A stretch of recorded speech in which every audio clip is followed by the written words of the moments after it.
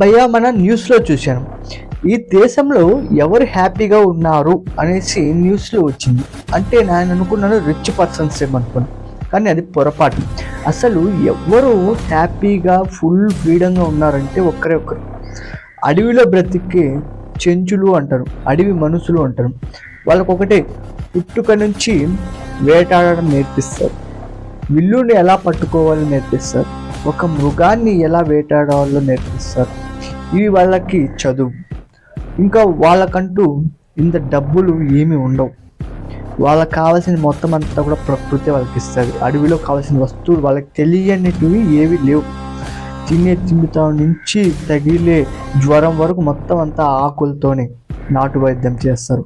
కానీ ఈ ధనం ఎక్కువ ఉండడం వల్ల వాళ్ళకి సంతృప్తి ఉండదు, ఏదో టెన్షన్. మిడిల్ క్లాస్ అంటే నార్మల్గా విలేజ్లో బ్రతికే వాళ్ళు ఎప్పుడు పూర్గానే ఉంటారు. ఈ రెండింటి మధ్య డిఫరెన్స్ ఎలా అంటే కనుక, వాళ్ళైతే కానీ అడవి మనుషులు అయితే కనుక రిచ్గా బతికేస్తారు. ఎందుకంటే వాళ్ళ లైఫ్ వేరు, వాళ్ళ జీవన విధానం వేరు అనేసి న్యూస్లో వచ్చింది. మీరేమంటారు?